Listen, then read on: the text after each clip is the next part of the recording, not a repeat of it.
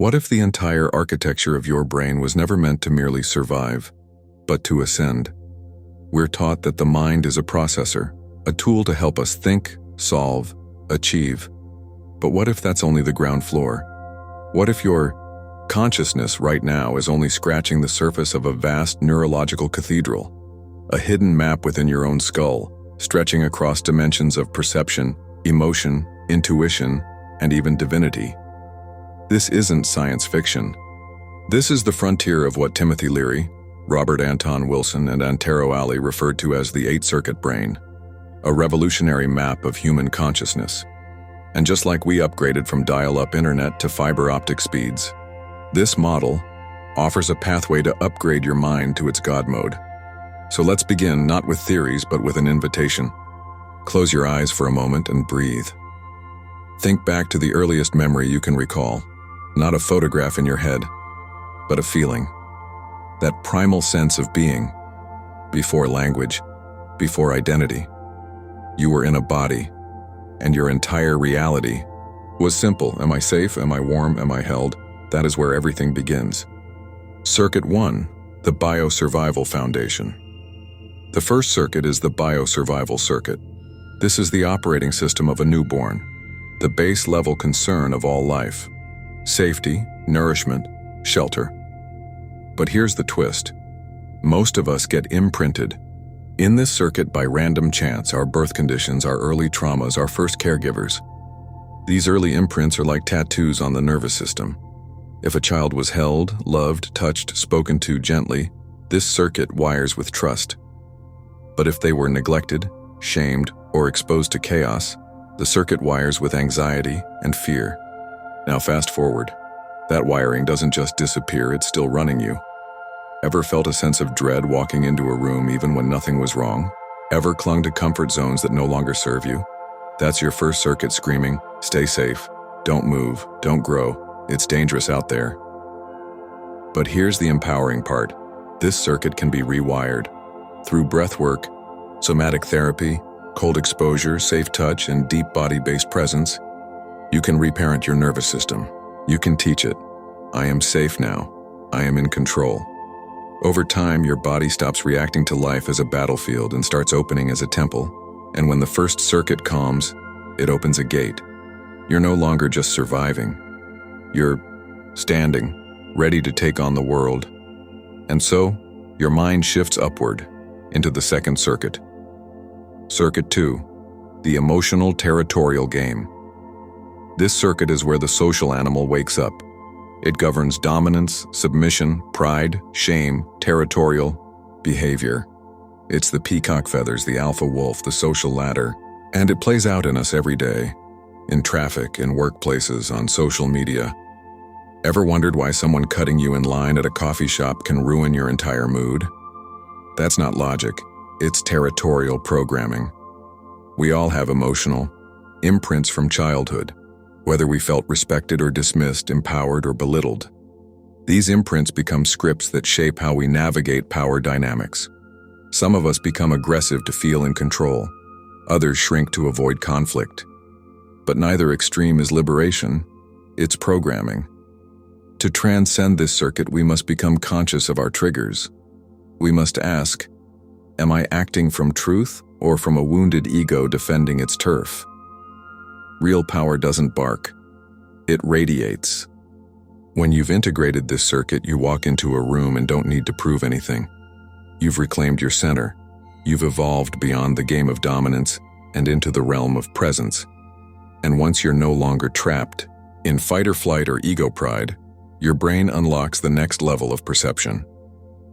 Circuit 3, rational thought and symbolic intelligence. This is where logic, language, and linear thinking are born. Schools love this circuit. It's what we're graded on, praised for, hired for. But here's the paradox. In a society that worships this circuit, we've also become enslaved by it. We mistake knowledge for wisdom, opinion for truth. We build arguments instead of bridges. We analyze emotions instead of feeling them. But reason, when balanced, is a sacred gift. It gives us maps. It decodes the chaos of reality into language we can share. It allows poetry, science, architecture, philosophy. So how do you evolve this circuit? By integrating reason with the heart. By using logic not to suppress intuition but to serve it. You stop debating every feeling and instead you listen to your body, to your dreams, to the subtle data that logic can't compute. And when this happens, you no longer live by borrowed knowledge. You begin to think with your entire being. This balance of mind, body, emotion is the threshold into a more holistic intelligence, and it paves the way for the awakening of the fourth circuit. We've already explored the first three parts of the brain system: survival, emotions, and thinking. These three are important, but they are just the base. Now we go deeper into the parts of your brain that allow you to love, feel joy, connect with others, and even rewire how you think. This is where life starts to feel magical. Let's begin.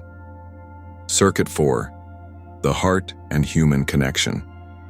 This part of the brain is where we start to care about others. It's where love, friendship, bonding, and connection come from. When this part is working well, you feel close to people. You can understand their feelings. You're able to share your own. You're not hiding. You're not playing games. You are open. But many people never really feel safe in this part. Maybe they were hurt. Maybe they were rejected. Maybe they learn to hide their emotions or pretend to be someone else. So they close off. They don't trust. Or they always look for someone to fill an empty space inside them. But here's the truth. You are already enough. You don't need to beg for love or attention. When you open your heart with courage, when you let people see the real you, your energy becomes warm. People feel it. And it's not just about romance or sex. It's about human connection, feeling seen, feeling heard, feeling cared for. You can grow this part of your brain by spending more time with people who lift you up, being honest about your feelings, letting go of past hurt even if it was deep, practicing kindness, even to people who may not deserve it. The more you love yourself, the more your heart opens to others. And when your heart is open, something amazing starts to happen. You feel alive, really alive. Circuit 5. Joy, body energy, and being in the moment. This part of the brain lights up when you're completely in the present moment. It's the feeling you get when you're dancing with full energy, when you're laughing so hard you can't stop, when you're walking in nature and time disappears. It's a deep feeling of joy that doesn't come from things, it comes from being. Some people experience this through deep breathing, music, movement, prayer, or even just silence. It's when your body feels light, your mind feels clear, and your heart feels full. But most people are too distracted to feel this. They're always thinking about the past or worrying about the future. They're rushing, chasing, running. But joy doesn't live in the past or the future. Joy lives right now. You can awaken this joy by taking deep, slow breaths, walking barefoot in the grass, listening to music with your eyes closed, watching the clouds move without needing to do anything, letting your body move freely, without shame or rules. When this circuit is active, your body becomes your friend. You don't just live in your head anymore, you feel whole. And that joy, that light feeling, becomes a guide. It tells you, you are more than your thoughts. You are more than your worries. And that brings us to something truly powerful. Circuit 6. Watching your own mind. This is the part of your brain that can step back and notice your thoughts. Imagine your mind is like a movie. Usually you're inside the movie, reacting, feeling, getting pulled around. But when this part wakes up, you step out of the movie. You sit in the seat. You watch. You begin to see patterns. You realize, wow, I've been thinking the same way for years. But I don't have to. You understand that your thoughts are not always true, that your past doesn't have to decide your future, that your beliefs can change, and when they do, your whole life changes too. This is where real freedom begins. You can build this awareness by sitting quietly and watching your thoughts like clouds in the sky. Writing in a journal to see your thinking clearly. Asking yourself, is this thought helping me or hurting me? Learning to pause before reacting. Once you understand that you can choose your thoughts, you become very powerful. Not in a loud way, but in a calm, wise way. You stop being a prisoner of your past. You stop letting fear control your choices. You begin to build the life you truly want. And when that happens, something strange and beautiful starts to show up. You feel like you're not just part of the world, you are connected to something far, far bigger. Up to this point, we've gone from your basic survival instincts to your thoughts to your heart, and even to the part of you that can step outside your own mind and see clearly. But there's more. Now we move into the higher parts of your being. These are not about surviving or even succeeding. They are about awakening, remembering who you truly are beyond your name, your body, and your story. Let's go deeper. Circuit 7. The knowing beyond words. This part of your brain doesn't deal in logic, emotions, or even memories. It's something higher, something softer, something still. Have you ever had a moment where everything just felt right, even if you didn't know why? A moment where you didn't need to think, or talk, or explain. You just knew? That's this circuit. It connects you to something greater than yourself. Some call it the soul. Some call it spirit. Some say it's the universe, or divine energy, or just a deep sense of peace. It's that feeling when you look at the stars and suddenly remember how small you are, but also how deeply loved you are. It's that stillness in your chest when you're no longer chasing anything, and yet you feel whole. This part of your brain becomes more active when you spend time in silence. Pray or speak from the heart. Sit in nature and let it teach you. Ask big questions like, why am I here and what is my truth? And the answers don't always come in words. They come as a feeling, a quiet yes inside you.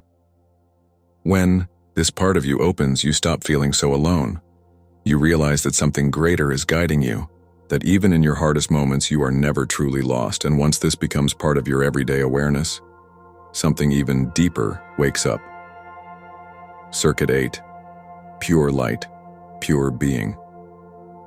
The final circuit is hard to describe because it doesn't really use thoughts or even emotions. It's like waking up from a dream and remembering what you really are.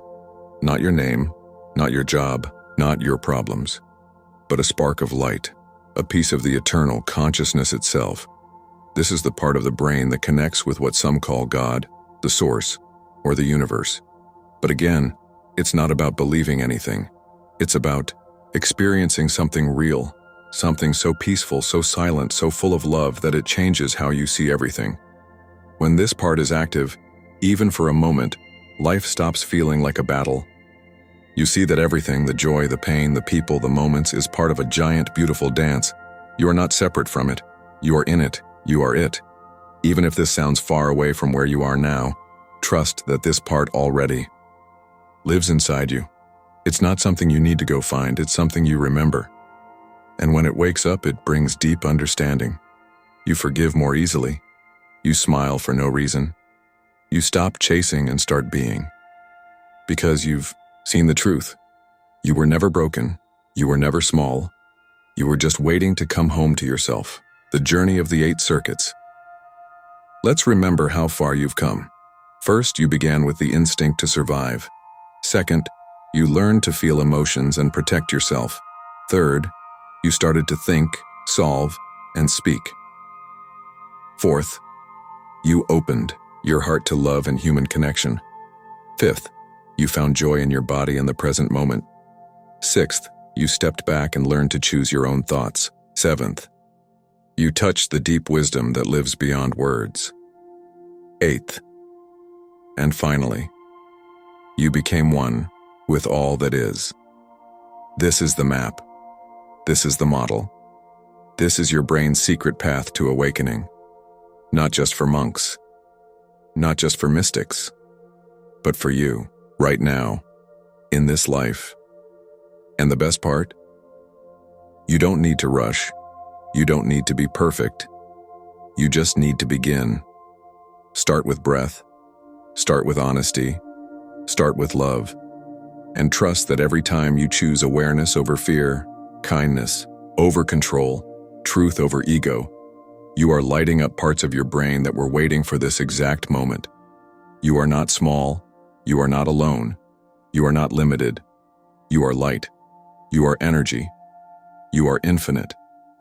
The circuits are within you. The key is already in your hand. Now open the door.